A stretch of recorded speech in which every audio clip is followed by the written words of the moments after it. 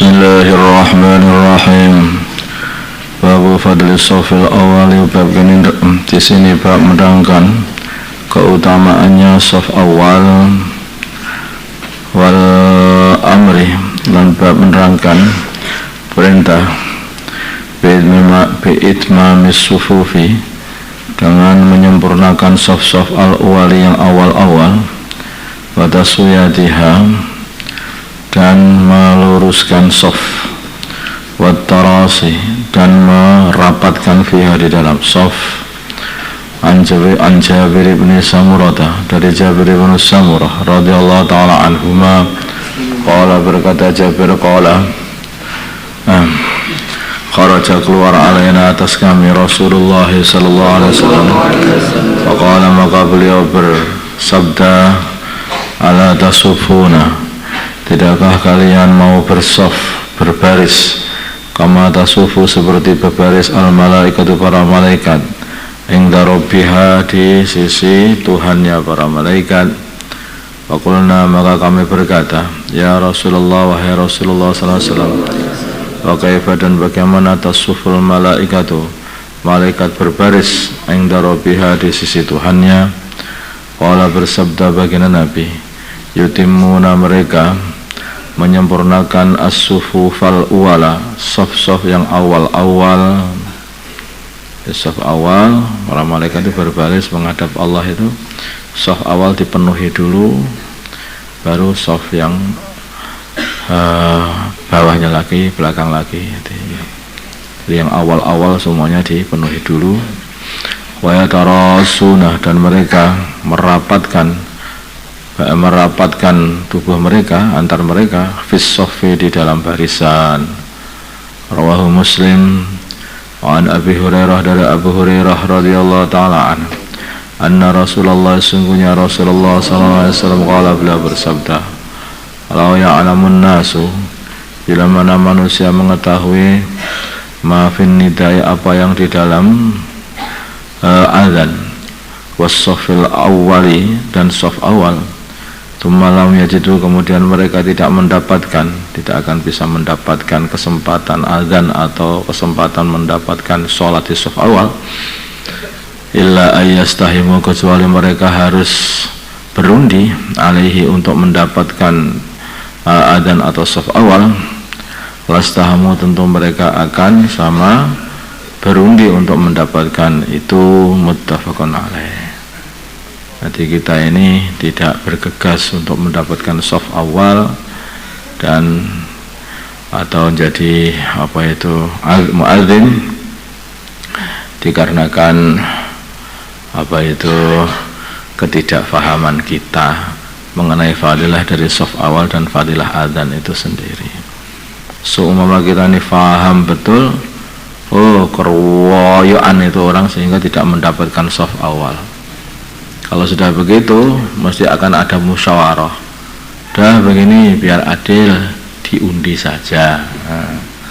Sehingga kayak arisan itu.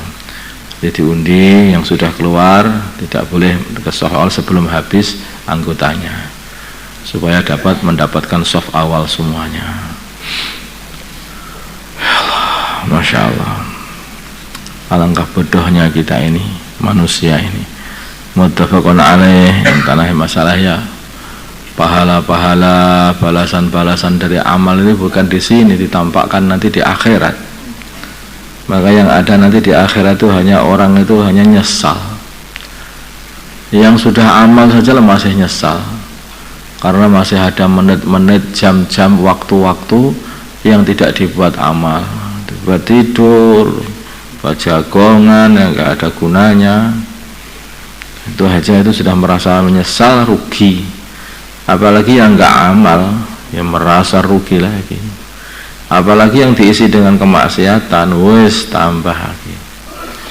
Wa anhu, dan dari Sayyidina Abu Hurairah, qala, berkata Abu Hurairah, qala, bersabda Rasulullah sallallahu alaihi wasallam, khairu sufufir rijali, sebaik-baiknya shaf-shafnya para lelaki, awwaluha, adalah paling awalnya shaf, wa syarruha, dan paling buruknya shafnya para laki, akhiruha, adalah paling akhirnya shaf, wa khairu sufufin nisa'i, dan sebaik-baiknya saf-safnya para wanita akhiruha adalah akhirnya saf, bagian akhirnya saf, wa syarruha dan paling buruknya safnya nisa awaluha adalah paling awalnya saf.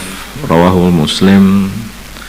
Jadi tertibnya sholat di masjid itu masjidnya baginda Nabi itu adalah masjid ini yang bagian depan diisi para laki-laki, yang bagian belakang itu diisi para wanita. Yang bagian belakang diisi para wanita. Jadi enggak pakai satir-satir begitu juga enggak. Ya langsung satirnya imannya sendiri-sendiri. Maka itulah shaf yang paling akhir dari shafnya para laki-laki itu adalah shaf yang paling dekat dengan shafnya para wanita, ya kan? Sedangkan shaf para itu ya dikatakan seburuk-buruknya shaf bagi laki-laki adalah yang paling akhir karena mendekati shafnya wanita. Nah, kalau begitu kalau nggak ada wanita yang berjamaah nggak ini beda lagi. Ini dari segi ini aja itu yang buat seburuk-buruknya shaf itu. Kalau tidak ada wanita yang berjamaah di masjid, ya tetap aja itu seburuk-buruknya orang ngalah tidak mendapatkan shaf awal itu aja. Masa satu kesempatan yang baik kok tidak diambil. Nah, kalau shaf wanita sebaik-baiknya itu yang paling jauh dari laki-laki. Sehingga yang paling jauh paling belakang, paling mundur di belakang itu yang paling baik. Kemudian yang paling buruk, yang paling dekat dengan laki-laki yang paling depan. Artinya dalam urusan apa itu ma'asyarah sehari-hari itu namanya wanita dan laki-laki itu yang terbaik kalau orang itu menjauh dari wanita yang bukan mahram, dan kalau wanita pun juga yang baik harus menjauh dari para laki-laki yang bukan mahram. Bahkan di dalam sholat. Wa Nabi Sa'id al-Khudri, dan dari Abu Sa'id al-Khudri radhiyallahu ta'ala anhu, anna Rasulullah sungguhnya Rasulullah sallallahu alaihi wasallam ra'a beliau melihat fi ashabi di dalam sahabat-sahabatnya bagian Nabi ta'akhuran mundur dari shaf awal. Ya kayak biasa di kampung-kampung ada begitu, shafnya itu pokoknya yang dipilih itu shaf yang paling belakang karena itu shaf yang paling enak untuk lari nanti setelah itu. Ya di pondok pun juga begitu sebetulnya, pokoknya yang shaf awal mesti cah kecil, anak-anak kecil SP kelas 1 itu yang masih lugu-lugu masih ikhlas itu shaf awal. Yang pengen yang pekerjaannya sudah banyak itu shafnya di akhir, pengurus apa-apa. Wallahu a'lam, kira-kira aja. Wa ana Abi Sa'id al-Khudri radhiyallahu ta'ala anna Rasulullah sallallahu alaihi wasallam ra'a fi ashabi, dalam sahabat-sahabat beliau ta'akhuran, suka mengakhirkan, suka mundur dari shaf awal. Qala maka beliau berkata lahum kepada mereka, taqaddamu, majulah kalian semuanya, fa'tamu maka sempurkanlah, fa'tamu maka bermakmumlah bi kepada aku, wal ya'tama dan semuanya bermakmum berpedoman bikum kepada kalian, man ba'dakum orang setelah kalian di shaf setelahnya shaf kalian. Orang kan begitu, karena yang paling tahu itu adalah yang paling depan, makanya orang yang di belakangnya nanti berpedoman kepada orang yang di depannya, di shaf depannya. La yazalu, tidak henti-hentinya kaum yata'akharuna, mereka mundur-mundur atau mengakhir-akhirkan, mundur-mundur dari shaf awal, hatta yu'akhirahumullah, sehingga Allah akhirkan mereka semuanya. Akhirkan dari apa? Dari rahmatnya dan pahalanya Allah, dan dari derajat yang tinggi.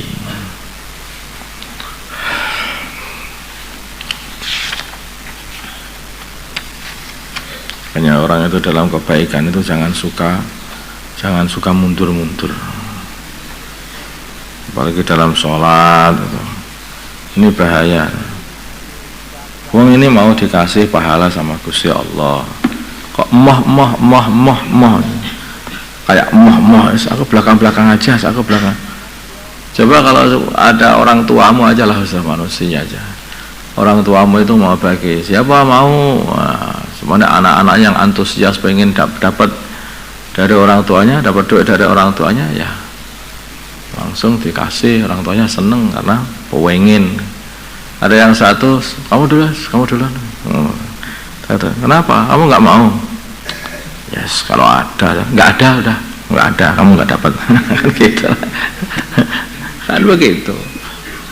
Jadi kalau Allah itu melihat hambanya yang kuat, tolapnya yang tinggi untuk mendapatkan fadilah atau rahmah darinya, maka Allah juga semakin suwun kepada hamba yang seperti ini. Tapi kalau kita ini hamba ini memperlihatkan mualas, kayak nggak patek butuh begitu sama rahmatnya Allah. Emangnya rahmat Allah itu murah? Emangnya surga itu murah? Ala inna sil'atallahil ghaliyah, ala inna sil'atallahil jannah. Dagangan Allah itu surga itu mahal, bukan murahan. Enggak. Kamu kira dengan apa, kalau kita kira dengan malas-malasan bisa didapatkan, alah paling ya diwai, enggak seperti itu. Kita ini harus punya tolak yang tinggi biar dikasih oleh Allah.